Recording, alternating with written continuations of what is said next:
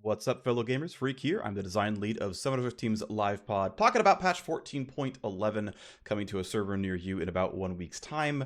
We still have some time to make iterations on the patch if things are off, but generally speaking, unless something comes up, this is going to be the direction of things we are shipping in the next patch coming up. Let's do a preamble and talk about a couple of things. I want to talk about champion mastery and resting win rate a bit here. I'm going to bring it up a couple of times while talking about various champion changes in this patch. So, broadly speaking, the observed win rate of a champion is reasonably accurate, but pretty imprecise. And what I mean by that is obviously if a champion has like a 30% win rate, they're either brand new or clearly horrible. If a champion has a 70% win rate, they're pretty clearly wildly overpowered, right?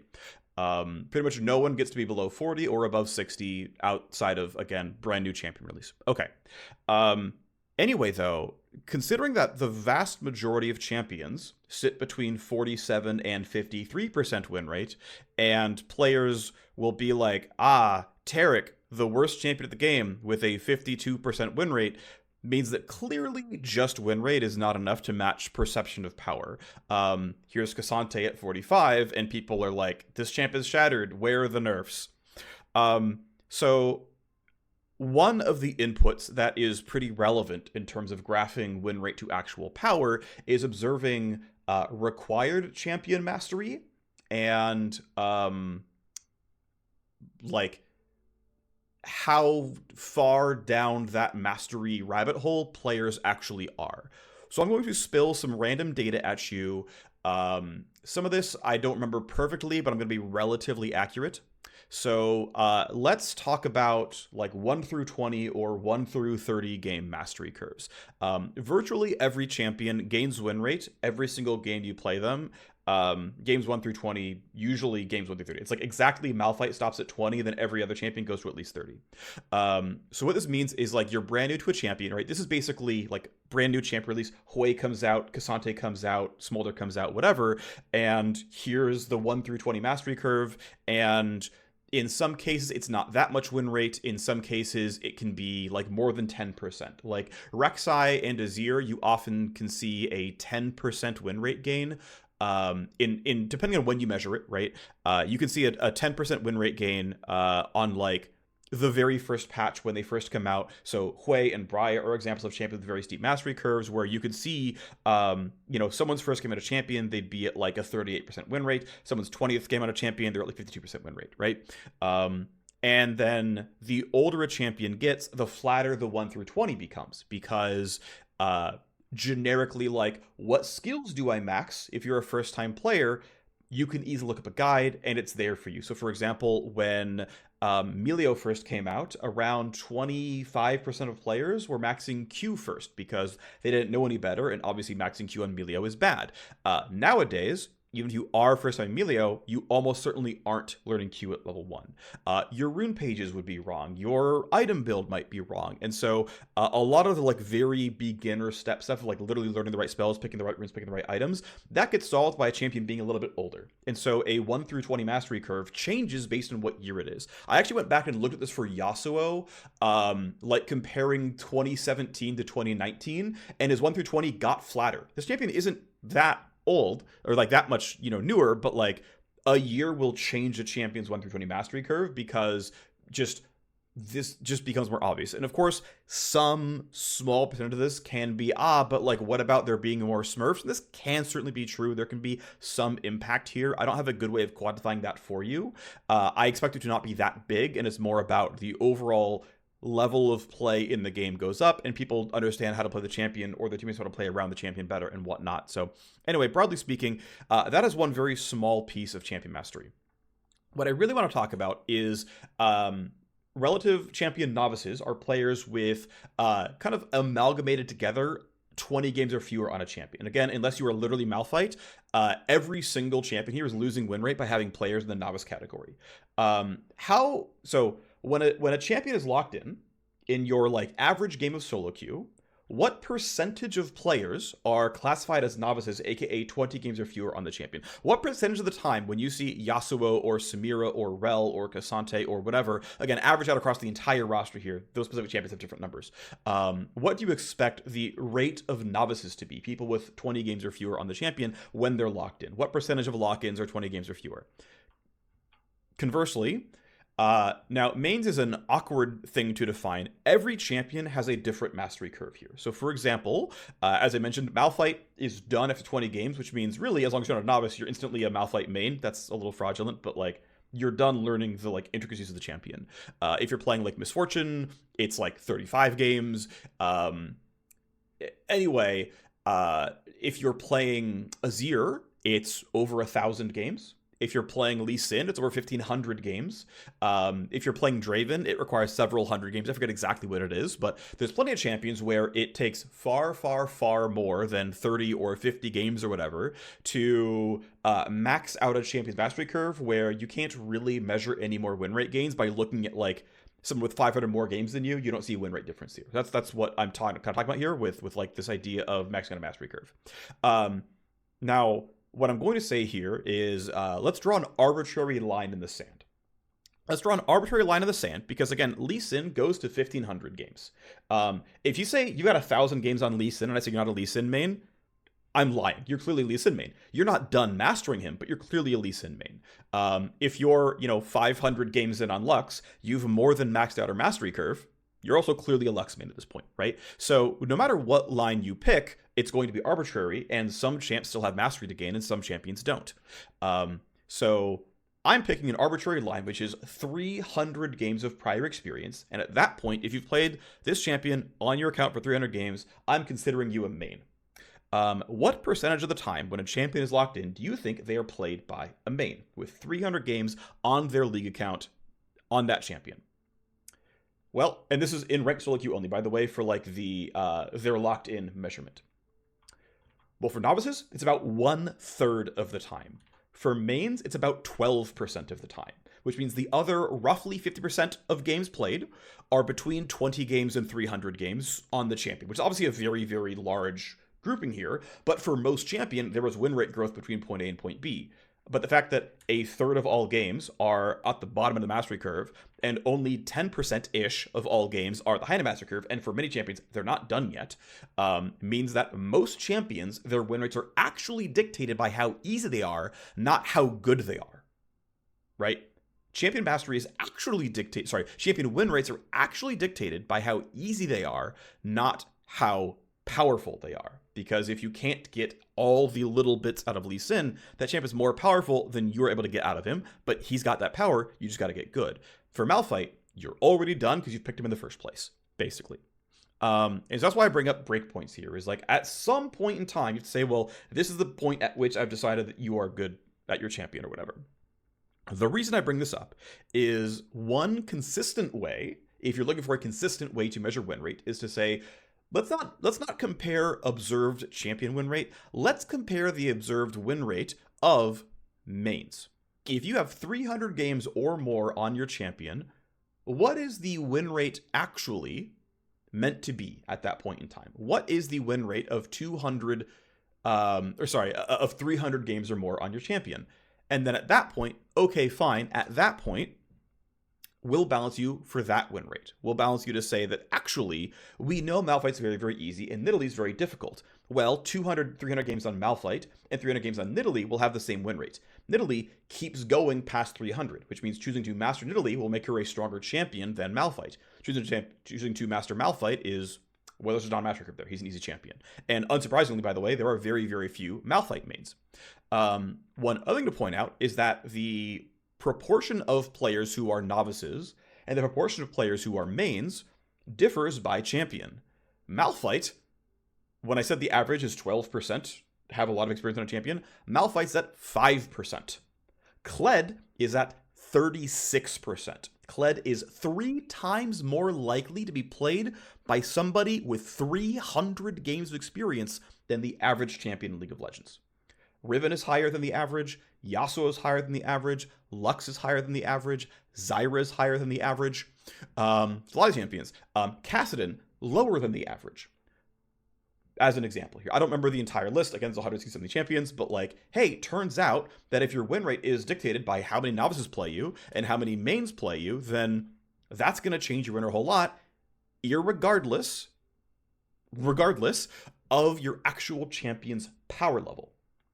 And so the one other supposition I'm going to bring up here is that I think players can feel the potential power level of a champion more than they feel how good their opponent is at their champion. So all these times we've seen like, wow, really low win rate Ryze. Wow, really low win rate Azir. Wow, really low win rate Akali. Wow, really low win rate Yasuo. Wow, really low win rate Riven or whatever. It's like, yeah, but also these champions are really, really hard. And even if they have more mains than average, because the average champion is played by 1/3 people who are very bad at this champion, they're way better than their win rate predicts.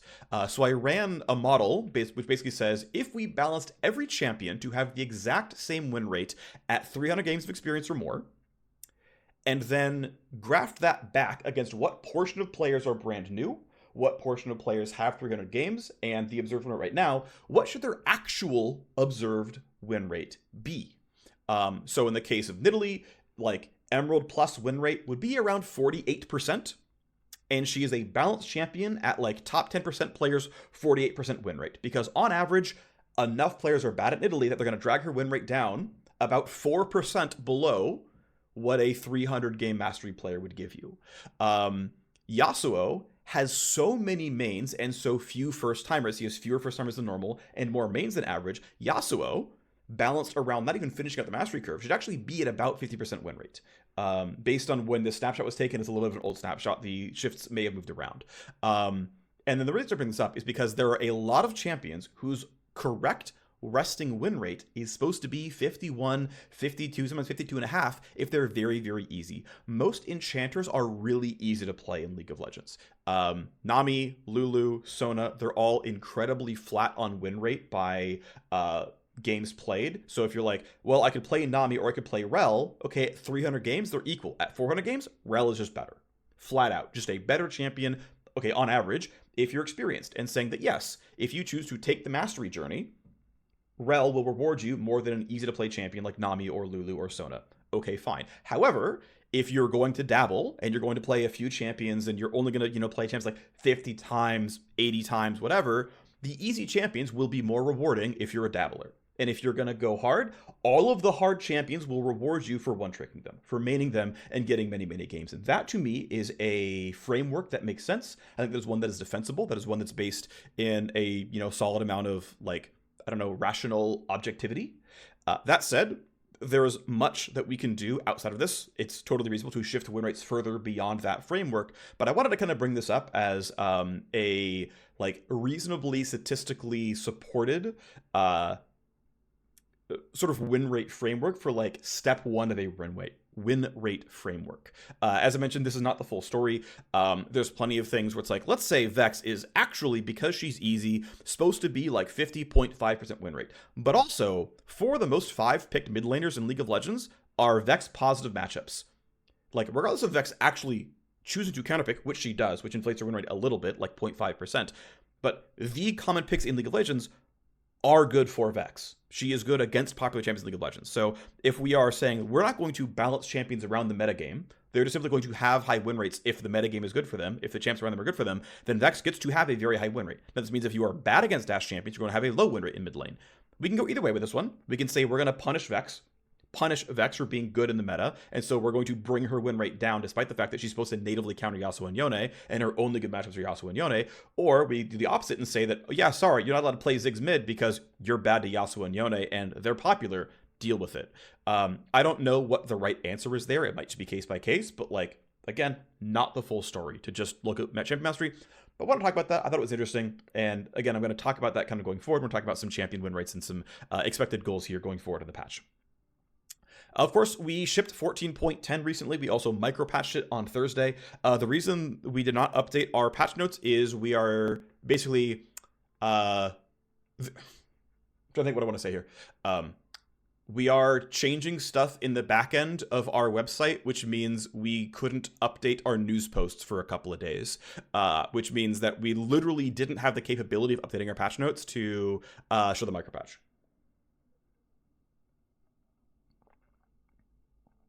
Obviously, that is not ideal. I'm aware. That said, those are the tools we have, and so it is what it is. I can't do anything about that. I don't manage the website. Regardless, that is a statement of what happened. Anyway, let's talk about a couple of measured results of what happened last patch. So Lethal Tempo is one of the big ones. It got removed from the game. And there are many champions who were pretty tied to Lethal Tempo.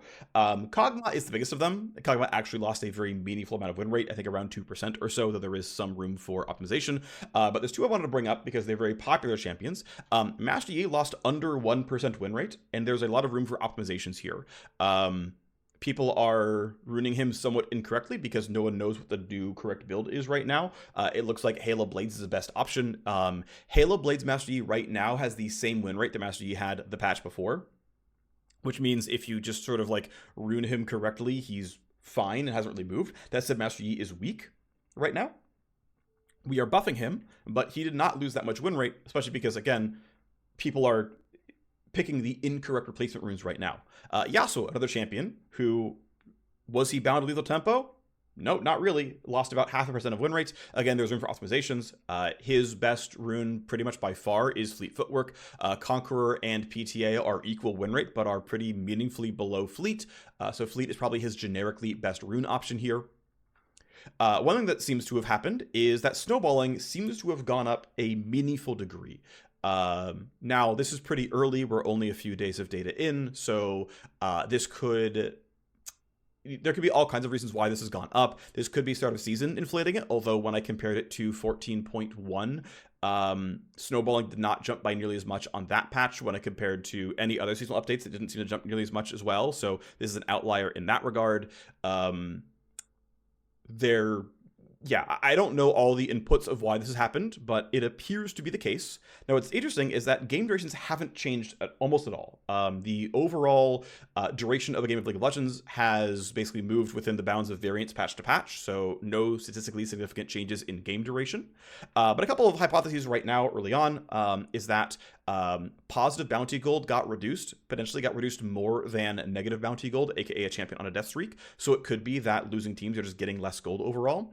We did tweak the amount of XP given in the game, specifically late game champion kill XP, and it could be that this is severely hurting weakened teams who really wanted, like, if they got one good team fight, would get a big surge in XP, and them getting 10% less XP off of getting a lucky ace was actually a really big deal in their comeback. I don't know if that's true, but that's a possibility here.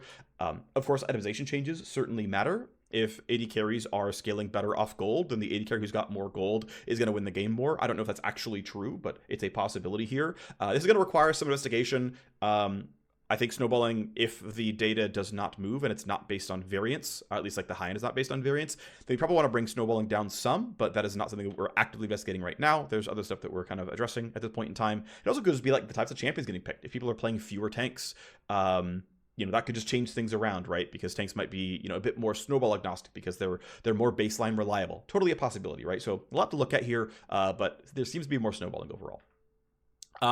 Runic Ashes and Blackfire Torch, of course, came out last patch. We did, in fact, micropatch and nerf them. One thing I saw from community comments was, why is Riot nerfing these champions? Why not just nerf Runic Ashes and Blackfire Torch? So it could be that post micropatch, Blackfire Torch is still OP, and that Runic Ashes might still be a little bit OP as well. But I want to kind of clarify something, which is when a new system comes out, or a system is removed and something replaces it, you should expect to see win rate changes. The fact that you see a win rate change is not a sign that what you did was incorrect. So, for example, Blackfire Torch is meant to be a good item on high uptime mages, right? Mages with long duration combat patterns who don't necessarily want Liandry's Torment, but they want, mana haste, but a dot or long combat pattern focused item. Hui is like this, Karthus is like this, Talia is like this, and if Blackfire Torch is not garbage, you should see win rates go up because it's meant to support champions who didn't have a better option. Talia had to go Seraphs every game because she didn't fit the Luden's combat pattern. Hui in a similar boat as well. It's fine if he wants to stack a whole bunch of mana and have the defensive option, all that stuff. That's fine. But if Blackfire Torch is meant to actually have any uses at all, it will, by definition, raise some champions' win rates because someone's going to be its best user. If it doesn't raise anyone's win rates, it means that the item is bad. Which means that, yes, if we want champions to feel supported, they have the item, we then tune them around them having the item correctly. Now, we're not doing anything this patch, but it could be, it seems likely, but we didn't do anything here, that Blackfire Torch is a little bit too good compared to Luden's companion, and that BFT should go down a little bit and Luden should go up a little bit. But what this eventually comes down to is declaring who are the users meant to be. Like, if LeBlanc is doing better on Blackfire than Luden's, there's probably a problem here. If Hui and Talia are doing better on Blackfire than Luden's, that's probably fine, unless we think that actually it's supposed to be really competitive on Hui. He's as much burst mage as battle mage. Okay, I could buy that, right? And so at a certain point, you make a declaration what your expected users are, and then you balance with that in mind to say, okay, here's Luden's users, Luden's correct on them. Here's the BFT users, it's correct on them. Here's the one who's middle ground, winners are pretty close, pickers are pretty close. Okay, cool. The relative power levels of these items are correct. Great, they're locked in. All right, are our win rates okay? Is Hui now just too good with two good AP itemization options? Okay, if so, then Hui has to get nerfed. Is Talia doing too well with these itemization options? Okay, well then Talia should get nerfed. And yes, sometimes we think the items are at about the right spot. We nerf a champion. We then say, actually, we want to tweak the item a little bit more. Okay, sure, whatever. But generally speaking, that's how it works. One thing to point out is that Runic Ash is, of course, very, very good on junglers. This is very, very much intentional. Many of our mage junglers require extremely egregious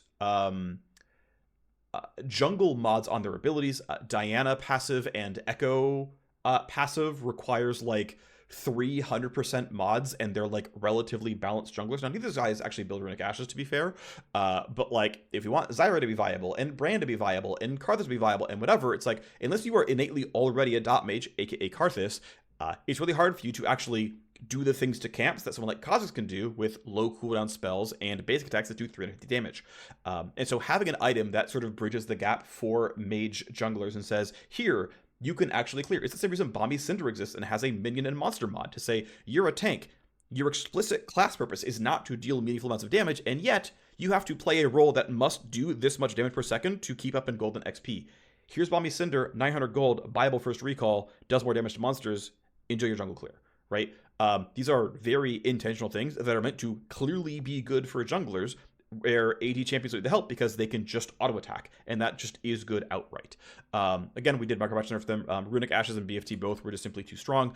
We nerfed the dot damage on Blackfire Torch. We nerfed the dot and the AP efficiency on Runic Ashes. I saw people say these items were dead. That's not true. BFT clearly has several optimal users. It's a very popular item. Runic Ashes was clearly better than similar epics like Hextech Alternator. Basically, you are paying 300 gold for the passive, and the passive says deal 15 more damage every spell. That's very good for 300 gold. I continue to be disappointed in the hyperbole of online commentary, but oh well, it happens. Either way, these items are still very good. Runic Ashes might still be slightly OP. Either way, we nerfed them, and they're pretty close. Of course, a bunch of AD carry items came out. They're mostly chilling. One thing we want to call out, as I mentioned, Blackfire Torch versus Luden's companion earlier. Essence Reaver and Collector are items that we expect to be in relatively close contention as first item high AD spikes. And so, divvying up like who are supposed to be Collector users, who are supposed to be ER users. Are they in the right spots here? We think right now that ER is weak and Collector is too strong. We're going to have some tweaks in this patch. But for the most part, these items are in roughly the right spot. Static Shiv is really weak. We're buffing it as well this patch, but again, roughly the right spot. Let's talk about how the last patch went, though, in terms of the micropatch. We micropatched several champions and several items. Zeal just didn't need the efficiency upgrade. We just reverted the 5 crit chance it got. Didn't need that. Knight's Vow was made significantly stronger when your durability stats were made to mitigate the damage coming in. Now that you are functionally tankier because you're not taking true damage from the damage redirection, we can just simply bring down Knight's Vow stat efficiency. You are basically now paying for the unique passive. That passive is still very, very good. It reads your AD carry has 14% more health, and you have 10% free lifesteal from someone else's damage. Those are both incredibly good lines of text. Giving your AD carry 14% more health is a lot of power for 500 gold, and you getting 10% lifesteal from someone else is a lot of power for the other share of 500 gold. This item is clearly very, very good. It is still very good. This is one of the unfortunate things about having two passives. You having 10% lifesteal and your AD carry having 40% more health are both very, very good passives. Them working together is really nice in concert to make it feel like you're not just penalizing yourself, but it means that players are consistently going to heavily undervalue how good this item is because both effects are very, very, very strong. You could have only one, this item would still be very good, I'm pretty sure. Regardless, ER was very weak. We gave it 5 AD. We're giving it another buff this patch. Samira was clearly overperforming. We certainly made raw AD builds very good. Now that there actually is a good raw AD build path, which was right collector into IE, Yuntal, LDR, all those things got a whole lot better. So generally got a whole lot better. So champions who want to stack AD crit like Samira just did a ton. We nerfed some of Samira's AD ratios. She's pretty much balanced now. Smolder, of course, was really tied to the old Sheen Essence Reaver. He was in a pretty bad spot after the item went down. He does have some placement builds that are okay. Trinity Force being actually a reasonable replacement item here. And the fact that 100% crit only requires 4 items means you can go Triforce in a full crit and you can still kind of complete your build. But Smolder got micropatch buffs. They didn't give him enough, but it was to tide him over until we could spend a little more time thinking about what kind of builds he wanted. But we didn't have that much time to develop what we wanted to do for the patch, so we just kind of gave him some very simple base stat buffs. Corki launched a bit weaker than we thought he was going to. His win rate growth with mastery is pretty low. He's a fairly easy champion in this shape, so we didn't expect him to launch super low. So give us micropatch buffs. He's probably a bit too good long term, but it landed pretty well. His win rates are mostly fine. And then Draven, to our surprise, we nerfed Q damage, which we know the lever what that does. We also nerfed his passive a very meaningful amount by about like 20%. We nerfed his passive by 20-25%, and that was a really, really, really big swing in win rate. So Draven is currently weak right now in solo queue. Of course, again, we didn't communicate that much very well, so most players don't realize that Draven is substantially weaker. But we're giving Draven some buffs back in this patch because we heavily overshot. Alrighty, so let's talk about what's in this patch itself. We're going to start with systems. First up, we are trying to diminish the amount of lane swapping in pro play right now. The belief right now is that pros did a really, really poor job of optimizing lane swaps at MSI. They create a fairly boring game experience, especially when further optimized. Them existing some is fine. And the funny thing is, I had held for a long time that like lane swapping was still, it had to still be viable some. Like, yeah, your team's going to lose some turret plates, but like, it was in almost every single game back in 2014 or whatever, or 2015. The fact that no one was doing it for the next 6 years, like, this is fraudulent, for sure people are wrong. Just waiting until they finally did it, and then lo and behold, it finally shows back up, 6 years late. But yeah, this has been viable for a really long time, obviously. No game rules really changed this. Yeah, turret plates are worth a little bit less gold than before, but like, come on. So anyway, yeah, lane swapping came in. It creates kind of a boring game state, and so this is something we wanted to address pretty much right away. This is... First turret gold is being increased from 150 to 300. So one thing I'm trying to be cognizant of, I did these changes, is the state of snowballing your early lane. This is actually before we realized that snowballing is actually up right now in League of Legends, based on 14.10. But yeah, first turret gold should be, I think, more worthy than it is. First turret gold right now is 150. I think that's kind of trash. It'll be 300, which is, a champion kill's worth. It's, not horrible, solo kill at least. So, some more value in being the first one to kill a turret. Also, it's going to be an increase to the resistances of the fortification buff for the first 5 minutes in top and mid lane. This is a little bit inelegant, of course. It kind of sucks because, of course, if you're winning your lane in top lane, you can't really go cash in on plates. If you're winning your lane in mid lane, you can't really go cash in on plates. I actually believe it's possible we can get rid of this in mid lane, and it's fine because people aren't really going to lane swap 2v1 mid, I assume. Maybe they will, and in which case... But I'd probably be willing to try it, regardless of we didn't do this here. But we probably could alleviate it in mid lane. But top lane is the one where there's really not a way to get around this. Like, you have to make the top lane turret more defensive. I've seen people talk about, like, well, what if it, didn't have resist when it was soloed or something? And what if whatever? And so the problem is, the way that wave crashing actually works in lane swaps is you build a 3-wave crash, and then if the enemy top lane is there, you dive him and kill him. And if he's not there... Like, keep in mind that most of the turret damage actually comes from minions, so all you'd really do is be like, oh, well, then your Sejuani and Nami walk away into the Krug camp, and you let your Varus right-click this thing, and your 3 minion waves deal all the same damage as before. And in fact, if you let this, resist thing, like, not exist, with only one champion nearby, it's actually, there's no longer a penalty for lane swapping. The upside is, oh boy, a level 2 Sejuani and a level 2 Nami can right-click the turret. That's not a lot better than 3 waves. Like, there's not actually a real cost here. It also has some other weird problems around things like making it now incorrect to work with teammates. That's not great. So it's probably a non-starter to try to like make this not work if you're isolated. There's a lot of like really weird things like, only champion damage doesn't get reduced when you're there's like really, really minor versions here that can kind of do something, but like, it's really just not great overall. Maybe there's like a really small optimization you can make, but there's a lot of problems here.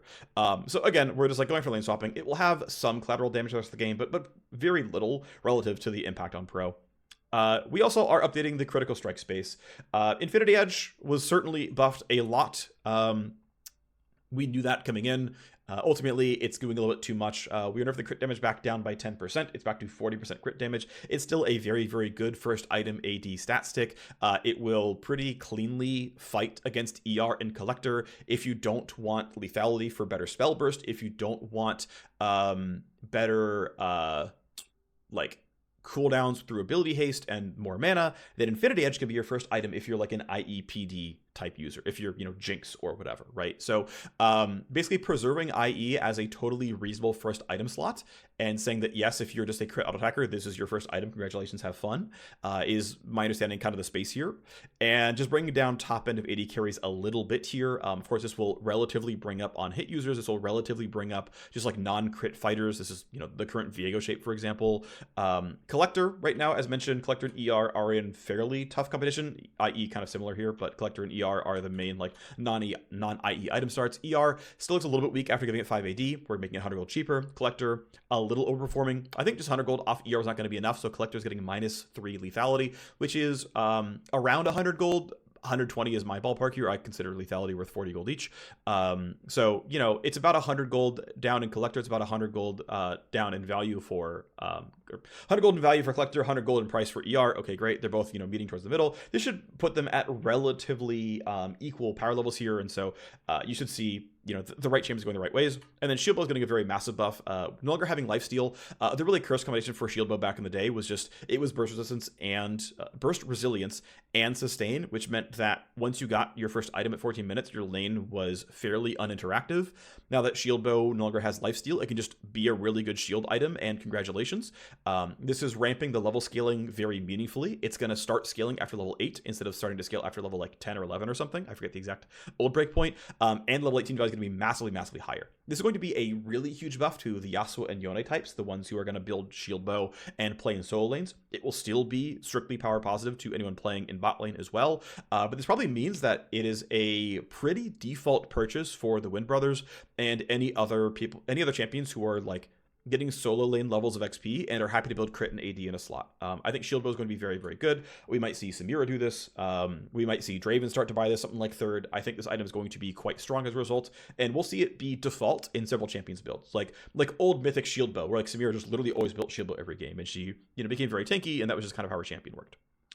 Static Shiv was unsurprisingly incredibly weak. The way it is right now, I think, so I want to talk about gold efficiency. In a lot of cases, gold efficiency is fake. If you do a good job of it, though, you can use it, but there's just like a lot of caveats. Again, you have to use gold efficiency intelligently, though, to do so. I think one thing you can use pretty well is if you think you have a very strong basis in what stats are actually worth. You don't price like health regen and flat mana and ability haste as their like component prices. That's a start.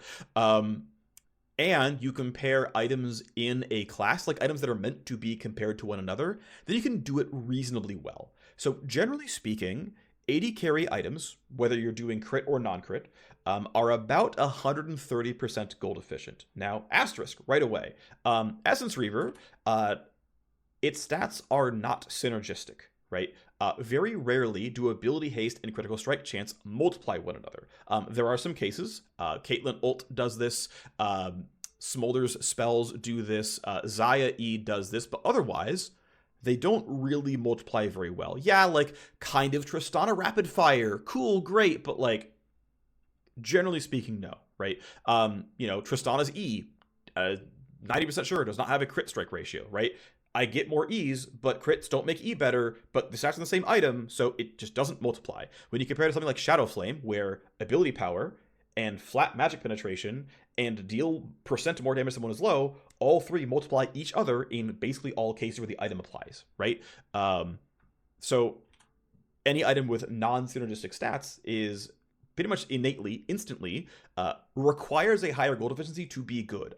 Old ER with a Sheen on it, for example. Sheen, basically doesn't care what your ability haste is. Sheen truly doesn't care what your crit chance is. And so ER, of course, has always had to be highly gold efficient because the stats do not work together, at least not very directly.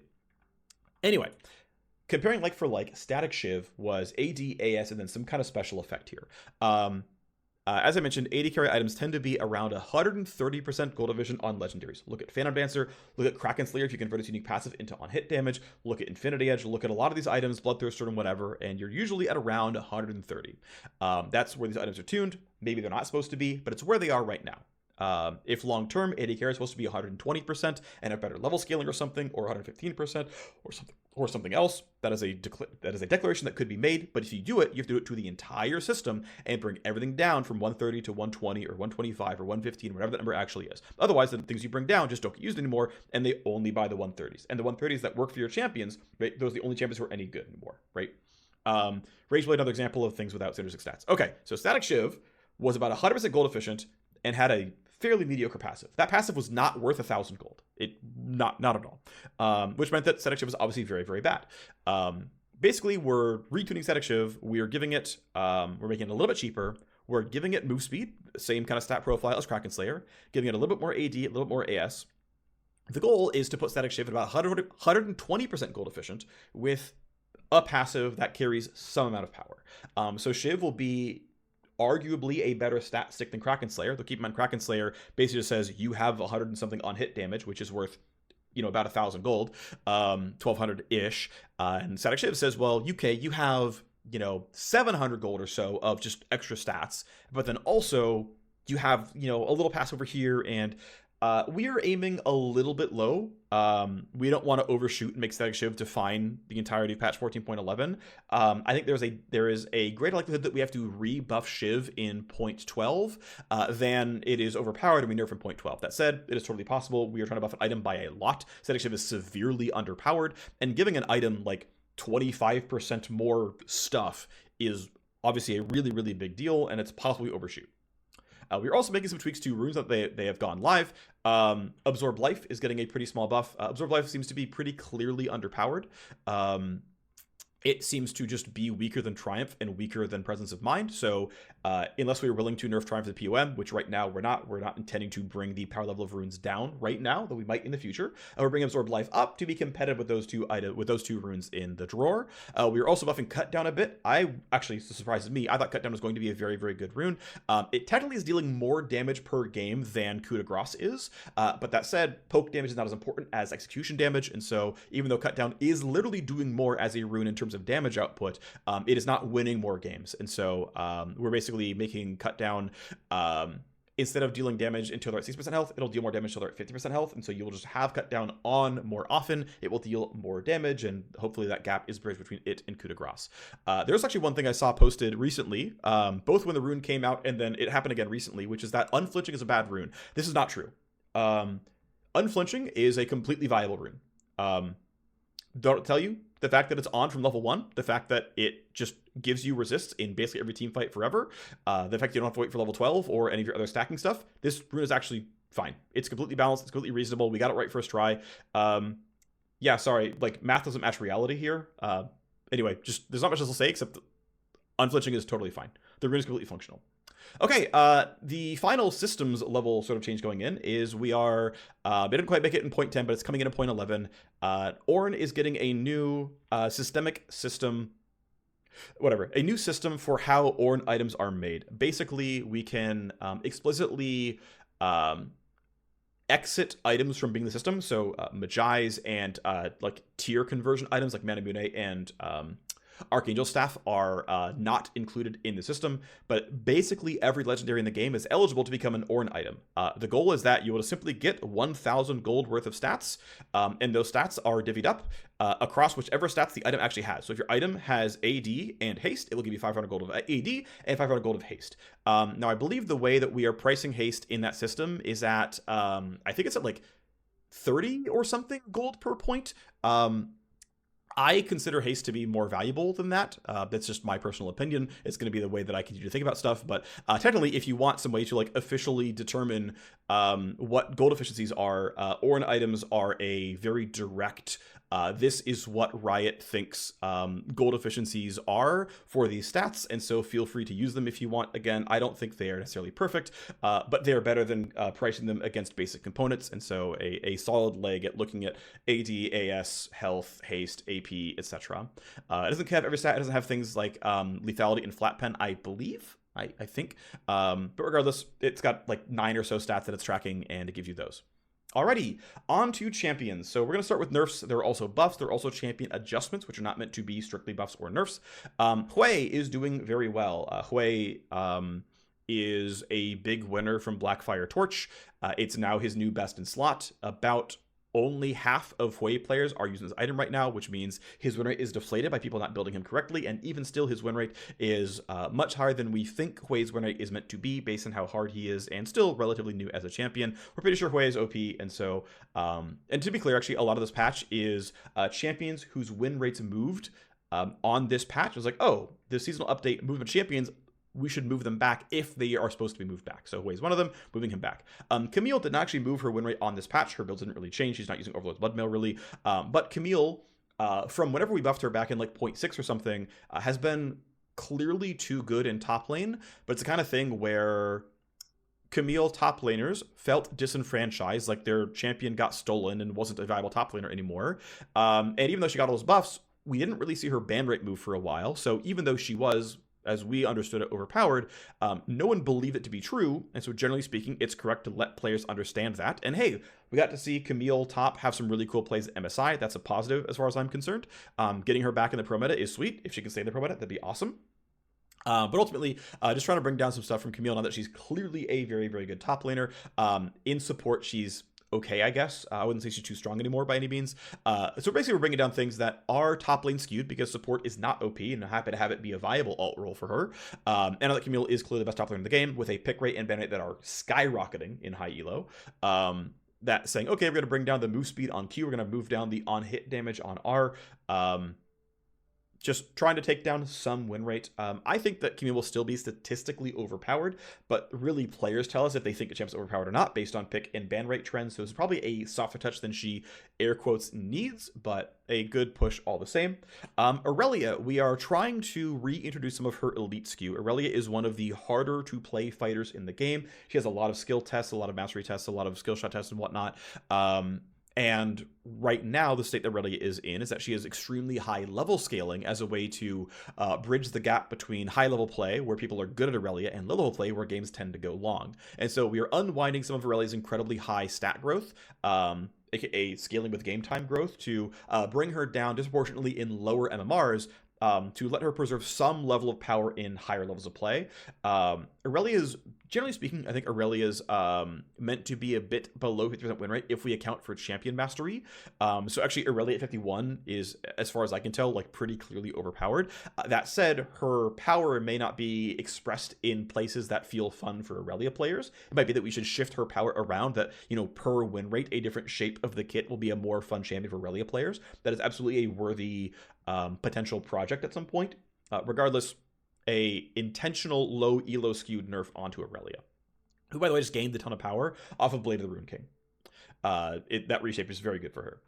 Jinx. Jinx is actually very, very easy to play. If we are balancing champions around a fairly high level of mastery, Jinx is supposed to sit at 51% win rate. And that's before accounting for things like, is she a low agency champion? Should she have a higher, win rate because she can't self-peel the way that Zeri can, right? If Zeri was secretly as easy as Jinx, like I think Zeri's resting win rate would have to be lower than Jinx because of the amount of tools she has available and how, much she can snowball and whatnot. Regardless, trying to put Jinx at around 51. Now, one thing I want to point out here is that because we are nerfing Infinity Edge directly, and we are not buffing anything that Jinx uses otherwise. I guess Shield Bow, but everyone kind of uses Shield Bow. But it's not like we're like buffing Phantom Dancer or something, right? Or Hurricane, which is she would like side grade into.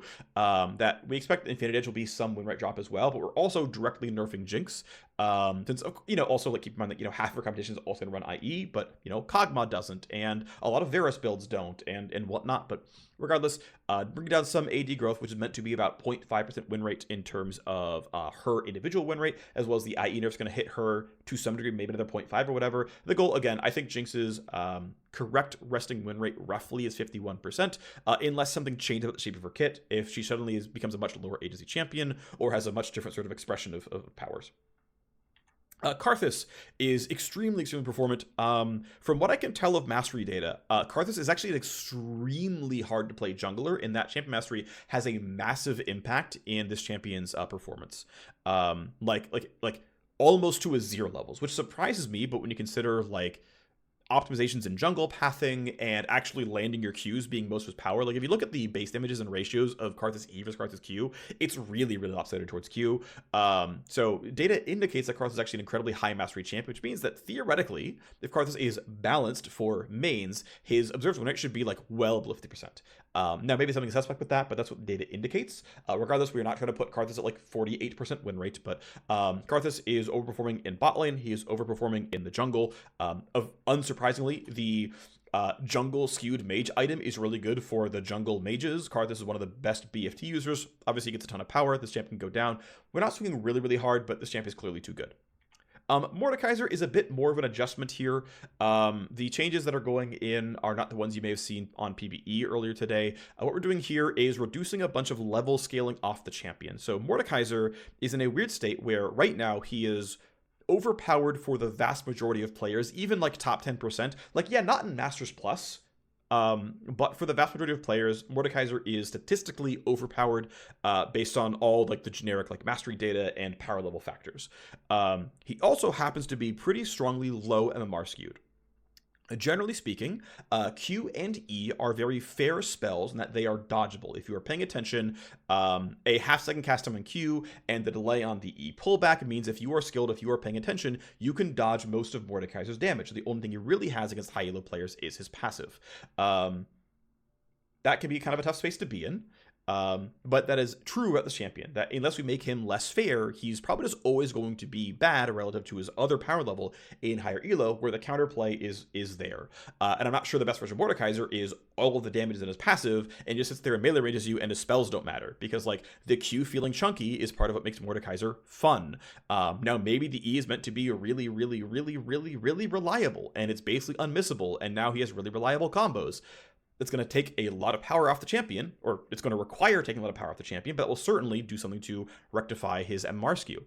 I don't know if that is the right choice, but that is one of the only levers I can think of that would be clearly effective here.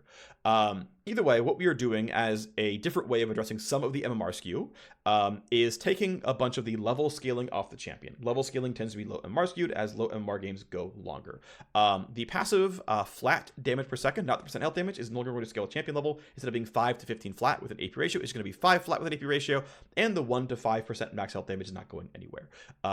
So Mordekaiser is losing straight up power, directly power, in a level scaling scenario on his passive. Okay, great.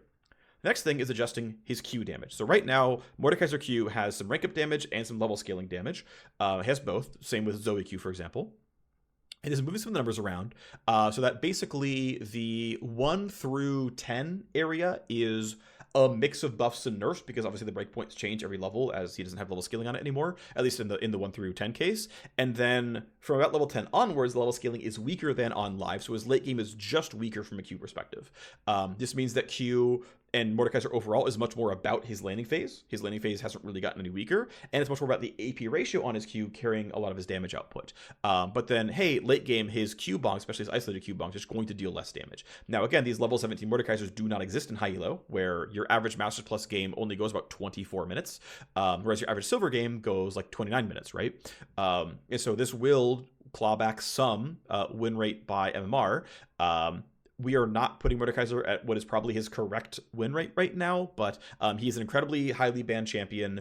He was before the R change as well. His win rate is simply too high for the vast majority of players. And hey, while we're here, can we undo some of the MMR skew? Because I would love for Mordekaiser to be, to appear viable, to have, you know, attractive win rates in higher MMR play.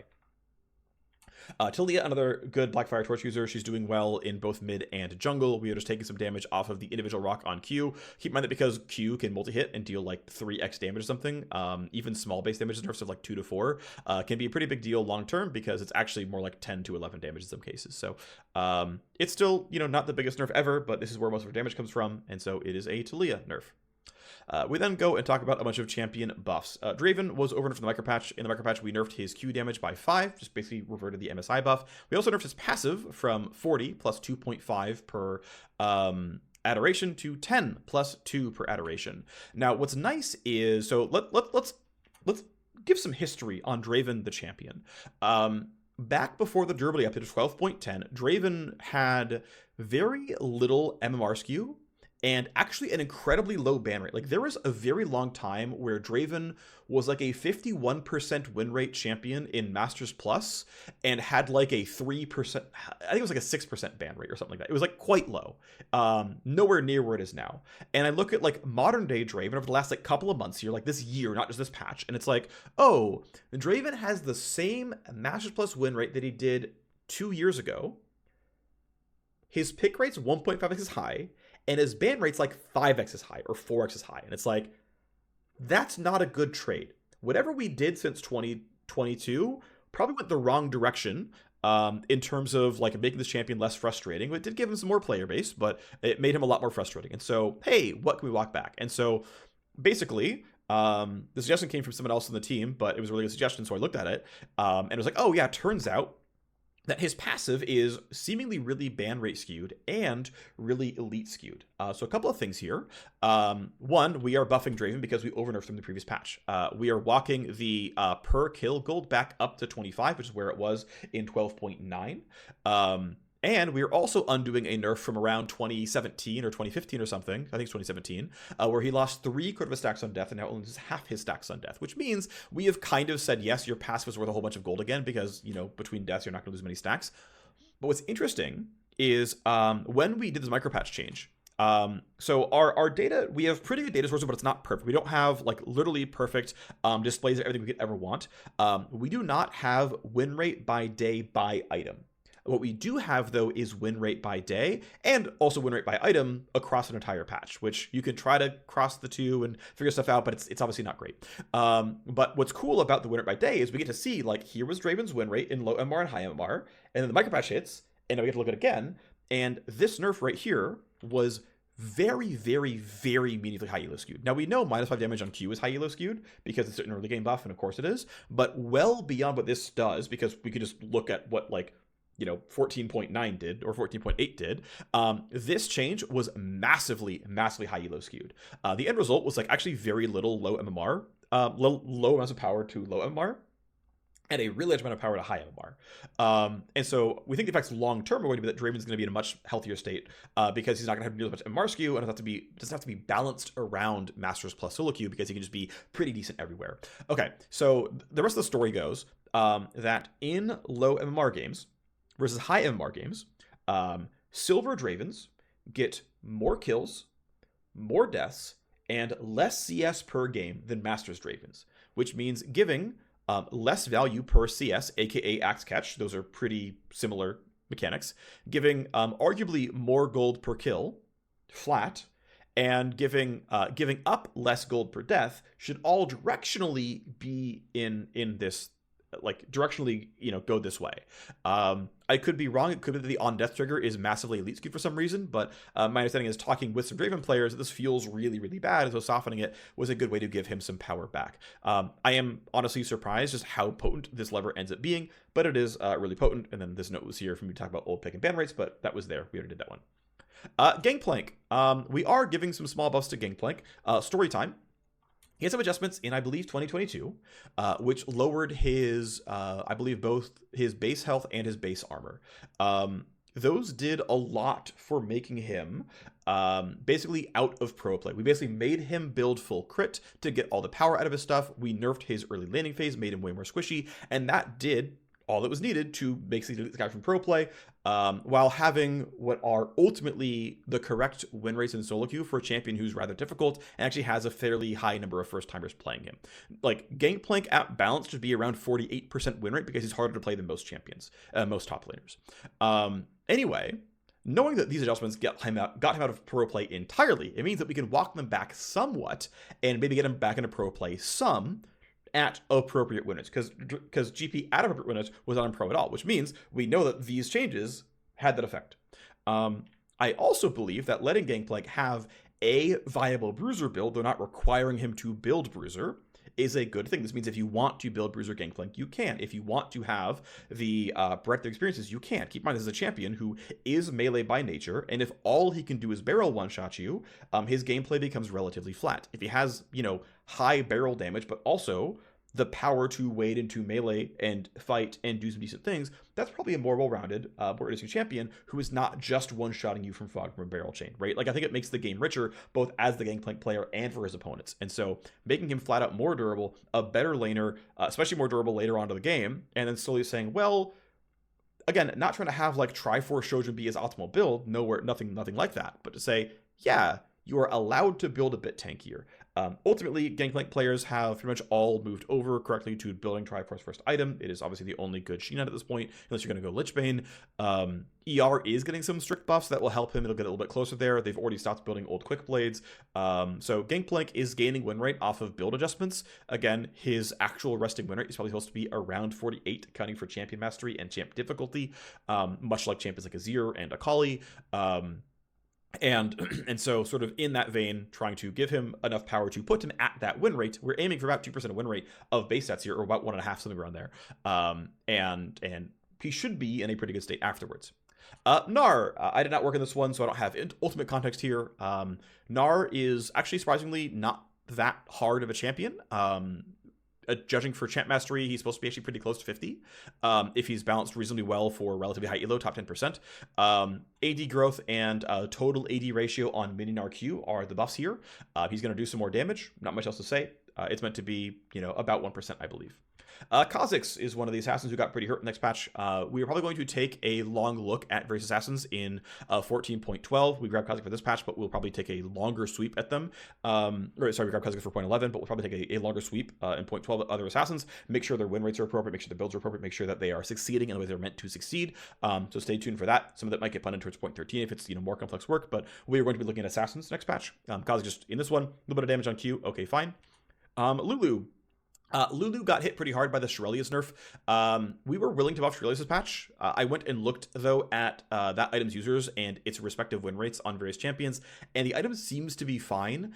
Just Lulu bought it so much that a direct nerf to an item obviously just nerfed her win rate. We're buffing her R utility, the knockup duration, as well as the cooldown of the spell itself. Just some simple Lulu buffs. She is one of the easier champs in the game. If Lulu was not so bound to making hyper carries like agency monsters, she would probably deserve a 52% win rate. She is an easy to play champion with Novice is not really dragging down her win rate much, but unfortunately Lulu, through other considerations, is probably not allowed to be 52 in the way that Nami and Sona probably are, which is unfortunate, but is the case. Master Yi, we are trying to bring back a lot of low MMR skew to Master Yi. This was still a low scope reactive balance change. As I mentioned earlier, he only lost about 0.7% win rate off of the lethal tempo removal of last patch, but of course we also over nerfed him in 0.9 when we nerfed his the E damage by 10. And it was actually like 2% winner or something. It was more than we thought it was going to be, and so we overshot. And so the goal here is to re-add some power to Master Yi. We're giving him roughly 2 to 3% worth of win rate of stat growth. We know that stat growth is low MMR skewed. Almost all of Master Yi's stats are actually low for his class. His health growth, only 100, is very low for melee champion. His armor growth, 4.2, is quite low for melee champion. His attack damage growth and attack speed growth are under 2.5. That's very low for an auto attacker. His stat growths are all low, as that is a very potent lever for low MMR skew, or high, like if you bring it low, their low MMR gets bad. If you bring it up, the low MMR gets better, right? We would like to return Master Yi to being a little bit easier to play and a little bit better in lower MMR play. And so one way to do this very simply on short notice is here's some stat growth, and it's all in places that I think make sense for Master Yi to have. None of these are going to be high outliers. They're going to be like now normal, or in some cases like kind of good for his role. But none of them are going to be extreme, and it's a mix of durability and damage. Nami. So Nami, like Lulu and like Sona, should be at about 52% win rate for the top 10 for about Emerald 2 plus. if she is balanced around requiring champion mastery, right? Champions like Rakan and Thresh and Rel and these other champions are all much more difficult than Nami, and Nami should, if we're balancing around expecting you to eventually master your champions, Nami is meant to have a higher win rate than other supports because she is easy. Because she is easy to play, she is straightforward. She's also generally fairly low MMR skewed. Which means that we'll like further actually raise her in lower MMRs, but actually looking at higher MMR play specifically, Nami right now is at about like 50.5, but again, she's supposed to be like 52. So the goal is about 1.5% win rate in relatively higher MMR brackets. So +3 base AD, of course, is a little bit of elite skewed buff. I don't think it's a problem. I think that's totally reasonable to say that, hey, she can have more of her own advantages and not just put her spells on Lucian and FM do the job. We're bringing down the cost per rank on W. Right now, E max Nami appears to potentially be better than W max Nami. I don't really like that. And so bringing down the W cost per rank up allows you to be less penalized spamming W. And then bringing up the slow on ranks 1 and 2 of the R, aka the entire R. Level 16 on an Enchanter is fake. So more crowd control from the ulti when you're going for that one. I think Nami R is one of the less impactful ultimates. So it has a lot of room to become more powerful, more potent.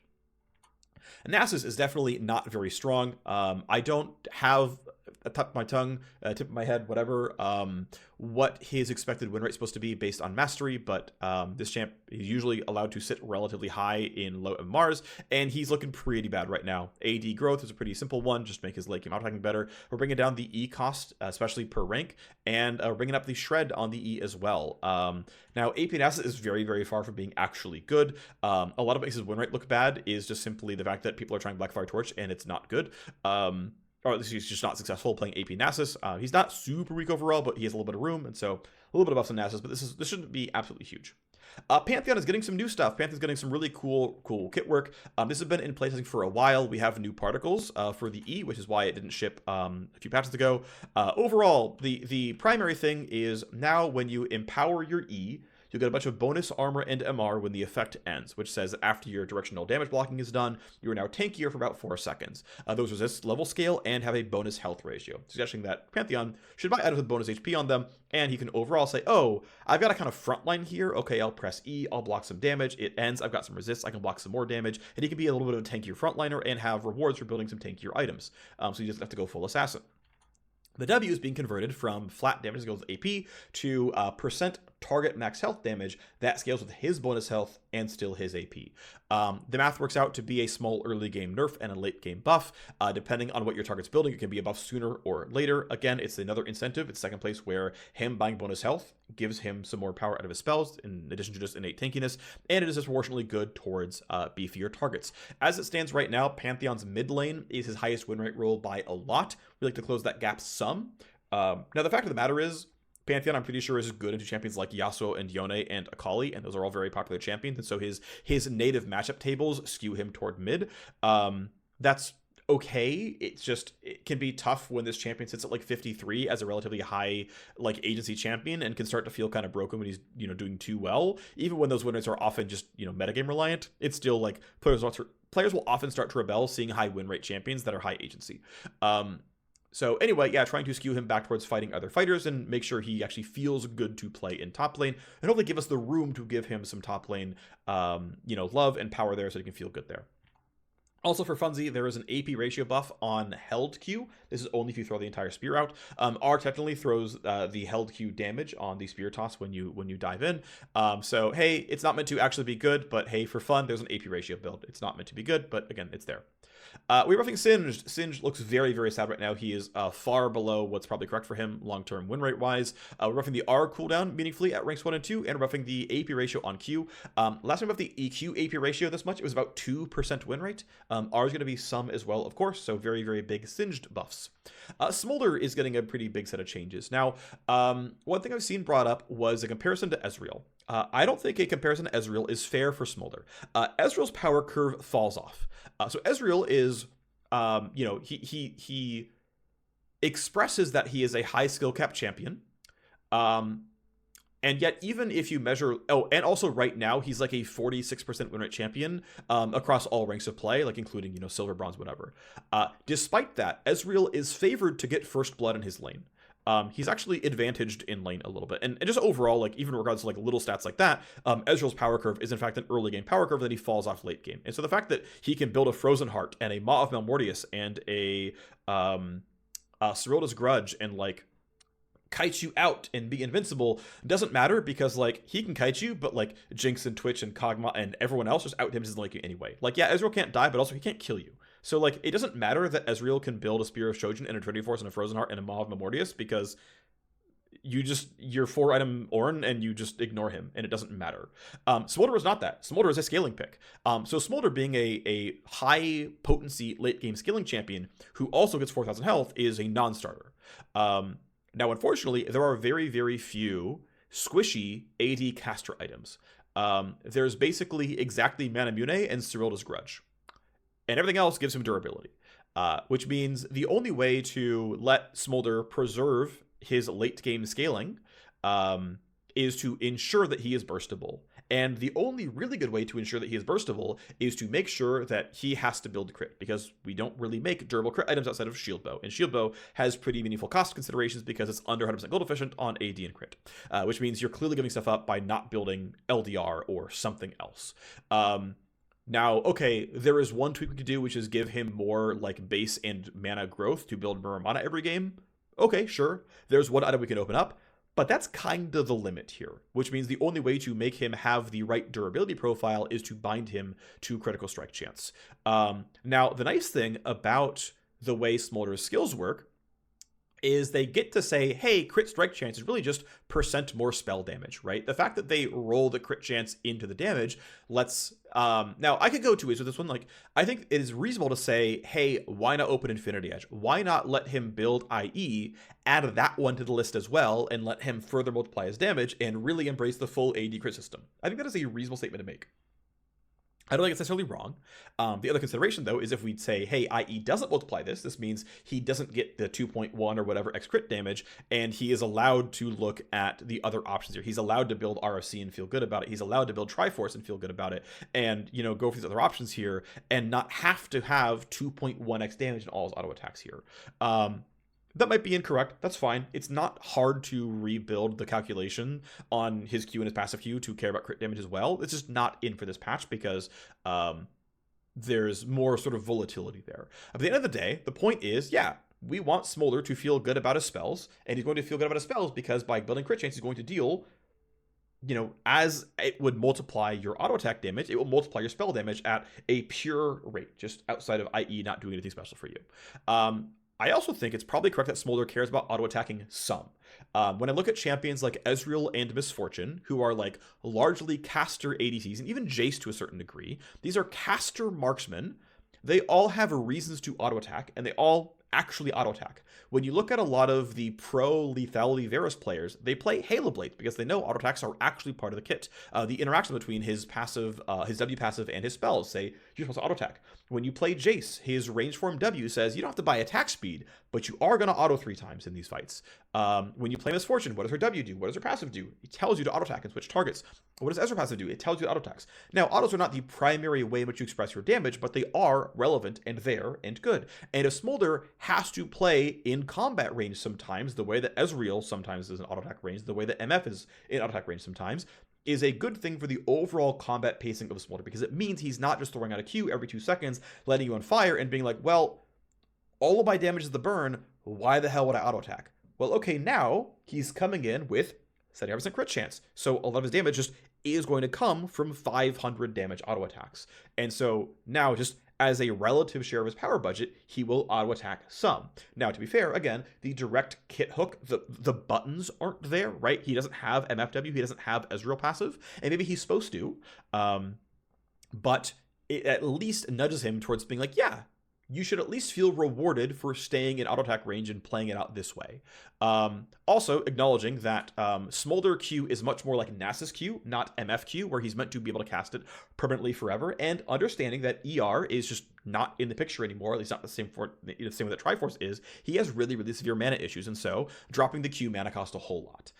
Giving him some base AD, since he's no longer the extreme late game god, he's going to have like normal marksman base attack damage at 60. That is like the normal ballpark. Smolder actually, by the way, has a good base attack speed ratio. He actually does scale off AS quite well, and his actual AS growth, the stat, his attack speed per level, is actually pretty good. So if you do actually walk into his auto, even without buying attack speed items, he actually has pretty good auto attacks. He's 550 attack range, right? Like, again, there isn't a button to press that says go auto, but his autos are mechanically, base stat wise, out of the hood, actually pretty decent, especially with his base CD going up to 60.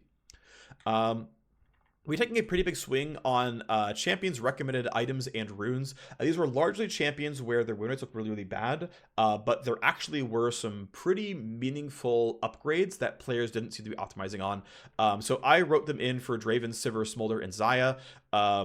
And K'Sante as well. So for Draven, recommending Bloodthirster first item, understanding that IE is clearly very good as well. Just moving some things around. It's kind of small here. One thing I'm also adding, by the way, is a Conqueror rune page for Draven. It seems like a lot of players are actually successful on Conqueror Draven pages, so we're adding extra page. So he's got a PTA page, a Halo Blades page, and a Conqueror page. So some players should be able to enjoy that. For Sivir, PTA is taking her win rate by a lot. Fleet Footwork is her best runes. Like, it's really not close. Also, Sorcery Secondary appears to be better than Inspiration Secondary. So I moved her PTA rune page over to Sorcery Secondary, and I gave her 2 Fleet pages. One of them is Sorcery, one of them is Inspiration. So we should see some Sivir win rate gain from this. Also moved her items around. I forget what I moved things around to, but there's some room for itemization upgrades, so we did that. For Smolder, I believe there were a couple of very small rune updates, but it's not very big. It's like a couple of minor runes moving around, nothing really too special there. But itemization-wise, ensured that Triforce was on slot 1. Nothing comes close to comparing to Triforce slot 1, but otherwise making sure that he's building kind of the right things afterwards. Xayah was a champion who was still building Kraken Slayer, and it was clearly worse than ER or IE for a slot. Moved those around, put some items in the right places. And then for K'Sante, one thing I noticed was that Shield Bash is really, really underpicked and very, very good. Part of the champion's trading pattern is E-autoing you. And so putting him on Shield Bash over Demolish, I think, is going to be a substantial amount of extra power. Also moved him from Legend Haste to Last Stand. Legend Haste is a pretty bad rune on him. It doesn't affect his Q. Yeah, his E and his R kind of cares, his E kind of cares, his W kind of cares. But considering his ult like resets W, like he has like really bad incentives to build ability haste. And Last Stand is like very clearly good because it basically just turns on nearly the instant you press R.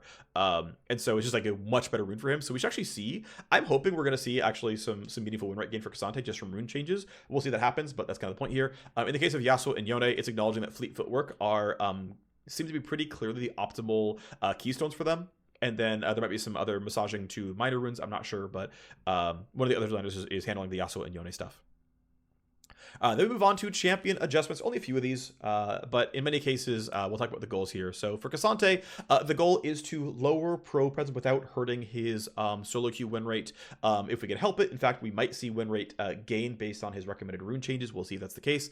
And ultimately, yeah, we are taking another direction with K'Sante. So one thing I want to point out is, so W as a damage vector, explicitly as a damage vector, is low MR skewed. W as a usability thing, as an optionality, as a frontline tankiness, all those kind of things are not necessarily low MR skewed, but W as a portion of damage absolutely is. And so that's one thing I had talked about with the changes as they went to PvE, is that specifically W being a large damage tool is low MR skewed. But at this point, the goal is no longer MMR skew. The goal is appropriate solo queue win rate versus pro power. That is generally the goal here. And so we are trying to do nerfs that are pro skewed and buffs that are solo queue skewed. We care less about silver and mass having the same win rate because we should expect to see some of that change based on the skill requirements of this champion, right? Like Masters players play more League and this champion is hard. Like, seeing some win rate by MR skew is okay. This champion is hard. Of course, we've done a lot to give him low MR skew by giving him really good health growth, really good level scaling on W, really good overall, like just, you know, scaling overall as a champion. But we're walking back a little bit of that. So generally speaking, the goals here are, hey, K'Sante should probably not be the best frontlining tank in pro play. He probably will, if he's a balanced champion, become the best tank in pro play. If we assume we're going to balance champions around 300 games of mastery, okay, that's fine. Most players are not going to be 300 games of K'Sante, and most players are not going to be 300 games on Malphite or Scion. But pros can be. Pros can be 600 games. I've run into solo queue players who already have 300 games on K'Sante just this season, or last season, whatever, but like, they're already well above there, and they're like 53% win rate Cassante players, a champ with a 45% win rate. Like, and that's one of the tough things, right? Is that because Cassante is still a relatively new champion, there was still a lot of room to be above the mastery curve. One thing I want to point out actually is Orianna is a really, really old champion. She has a very long mastery curve, and so few mains that a balanced Orianna win rate is 48%. Because that says, well, at 300 games, you're equivalent to Syndra. And at 500 games, you're better than Syndra. Zoe's also around 48 for this, by the way. Like, they're relatively similar, like, long-term mastery curves. And so a 48 Zoe and a 48 Orianna are, like, balanced, aka the best champs in the game if you're a main. Guess how many games Faker and Chovy have in Orianna? Well above all of us. Which means, of course, Orianna's going to be in pro play. She's a really, really long tail mastery curve, and there aren't any mains in solo queue, which means her solo queue win rate is going to be low. Cassante is in somewhat this boat, except that he has even more novices because he's still a relatively new champion. So I want to be kind of clear that, like, 45% win rate Cassante is not necessarily a failing. And I think realistically, like, I wish I had thought, like, been in his mind space earlier, and I probably would have tried less hard to give him like really severe low MMR level scaling, because I just think that shouldn't have been as much the goal, and that's my bad, right, for like kind of picking incorrect goals here. My goals right now, and I'm technically doing these Cassante changes here, although talk about this stuff later. I'm doing these Cassante changes, and the goals are primarily around generically solo queue power versus generically pro play power, and like it's probably going to mean he's elite skewed. And that's fine. This champion is hard. He would natively be elite skewed the way that Nidalee is natively elite skewed and whatnot. Okay, so let's now move forward and talk about what's going on here. So Cassante, because Broken Blade and Keen and 369 and Bin and Zeus have 800 games of Cassante already, they're all going to outperform solo queue win rate. And there's no way that's ever going to happen. And by the way, by being a steeper master curve than every other tank in the game, unless we make Cassante actually bad, he will be the best pro play tank. There is not a way around this. He will just simply be the strongest pro play tank because he is harder than every other tank by an order of magnitude. And so the tough thing is, we either say we should make Cassante bad, we should give him really, really bad pro strengths, somehow, hand wavy, or we have to make tanks bad in pro play somehow. None of those seem like great ideas. So that, you know, that's the pickle we're in, right? Is like, we explicitly made a high skill cap tank, and tanks are of course good, and this means his observed win rate will be lower than observed like pro presence. That's the pickle, right? And I'm taking a long time to get there, but like that's the point I'm trying to get across. Okay, so though Cassante is probably going to be the best tank in pro play, we don't want to be the best frontliner in pro play. And so yeah, this champ's going to turn off his bonus resists during R sometimes.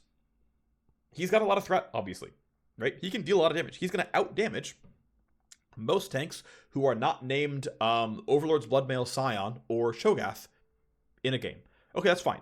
But because he has an optionality, this means that he should not frontline as well as your average Malphite, your average Scion, your average Shogath, your average Ornn. He shouldn't. Okay, fine. That means we're going to lower the max hold duration and damage reduction of his W to say, look, it's still a good tool, and if you're smart, you will still parry the Jack stun and then W into him, or you will see the Syndra stuff coming in and you will block it, some, and then you will fly in. And in fact, the all-out damage reduction is still going to be like double the base form damage reduction. It's going to be higher. Not higher than live, but like nerfed less, essentially. You know, on purpose, explicitly so, because he's not as tanky during then, so he kind of needs it to be a stronger button. And if he's going to be a skirmisher, he needs a decent parry button. But tank form Cassante doesn't need a strong parry, he just needs an incentive to have a timing incentive on it. Let me try to not say incentive as much often. Cassante W does not need to be a strong parry in base form. It should have something going on to say, here's the timing, here absorb a blow, then hit them back. But it has to hit the bar, not exceed the bar. Like, this does not need to be Aurelia W. It does not need to be Fiora W. It just needs to be worth pressing at a good time. Okay, great. Salute, you did it. And again, the hold duration, the max hold duration going down from 1.5 to 1 second means that the total amount of damage that you can absorb for your team is going to be reduced by not only a third duration-wise, but another half from the DR going down. All intentionally so. Because that's the primary nerf. That's the only real nerf, but it's like, here's a whole bunch of nerfs to defensive outputs of W. As compensation, your 1v1 power during R goes up. You are going to drain tank for more. You have a little bit of SDR during W. Okay, sure, at levels 8 and onwards or 9 and onwards.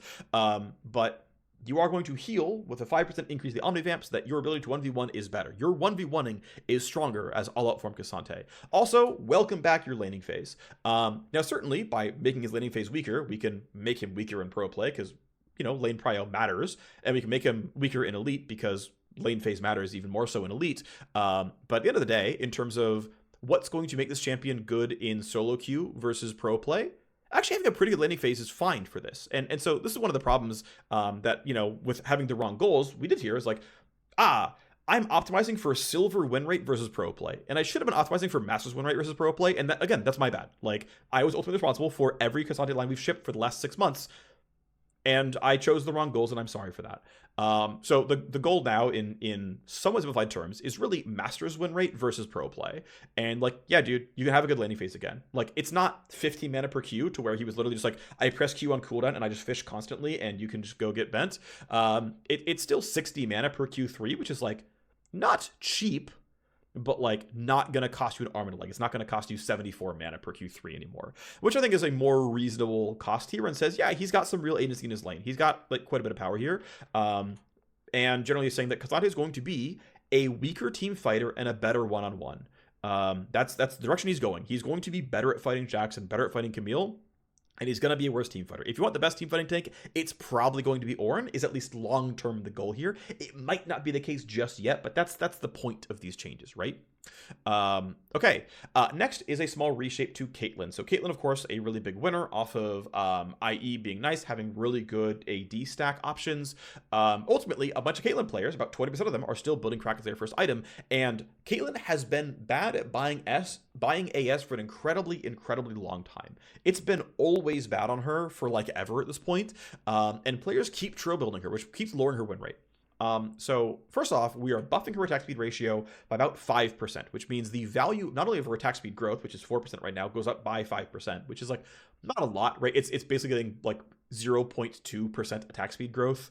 That, to be fair, is actually like 0.5% win rate by itself, roughly. Like, to be clear, that's actually true. She functionally has 0.2% more AS growth, which is, again, 0.5% of win rate, just in AS growth. And then, again, all of her daggers are 5% better as well, which, like, again, can totally matter when you buy Zerk Greaves, when you get Legend Alacrity, when you run the attack speed shard, when you buy a Phantom Dancer second or an RFC second or whatever. Those are all 5% better on the attack speed front. That totally matters. That is a meaningful amount of win rate. Probably, I'd say, north of 1%.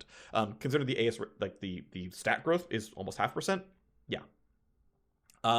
But, of course, we are taking down her damage. Caitlyn, right now, the only way to play her is, it's no longer lethality one-shot, it's now crit AD one-shot, but that gameplay is still pretty bad. And so, yes, converting Caitlyn to more of a marksman, like, I think Caitlyn should be, like, closer to Xayah than Misfortune, where it's spells first and I auto sometimes. It should be I auto and my spells are pretty good. Like, Tristana, I think, does a pretty good blending here. Xayah does pretty good blending here. Like, they care about both, but they clearly auto-attack. Caitlyn should be clearly auto-attacking. I think that is like a flag I'm planting in the ground. Also, some of the Master Yi, I think we should make her easier to play. I think, I know one of the comments I saw was that, hey, but Caitlyn's headshots are like, the W is like one of the more skill-expensive parts of the kit. Like, yeah, but also, I think Caitlyn is meant to be a little bit more welcoming for beginners. And so, like, not that she should be, like, so massively MR skewed the way that, like, maybe Fury is right now, or, like, really old versions of Sona or Garen or, like, old Master Yi, but, like, we should make it easy to succeed on Caitlyn for new players, and still be, like, a worthy pick for mains, is a direction I think is correct for Caitlyn. So anyway, by making just, like, yeah, you can auto-attack and it feels good, and, like, the things that people like to build, which is, like, RFC and Kraken Slayer, are, like, less traps. That's a good thing as far as I'm concerned. So, yes, it's burst damage down. It's headshot damage down. I want to point out one thing with the W. Is W has a very large base damage. It guarantees a headshot, which guarantees you a basic attack, and then it also has bonus AD ratio on top. So W has a lot of layered bonus damages plus the root. And just to me, the total damage output of that is just, like, way too high, and I think, like, pretty unfair. So, yeah, just bringing this down, bringing the R snipe down. Last time the R got changed, it was to make crit versus lethality better. That was pretty successful. We got the numbers about right. This is just a strict nerf to R to make her power budget more about auto attacks because, hey, her items are better now. She's just like literally stronger. She already, by the way, didn't want lethal tempo. People used it, and it was bad on her because her attack speed ratio was trash. And so the fact that she no longer can troll herself by running LT is a win rate positive change for her, which is kind of funny, but she's one of the winners here. So yeah, Caitlyn actually a little bit too strong, and so goes down here. I believe that is it. I believe that is, yep, that's the end of the patch. Thanks for watching, everyone. See you next time. Bye-bye.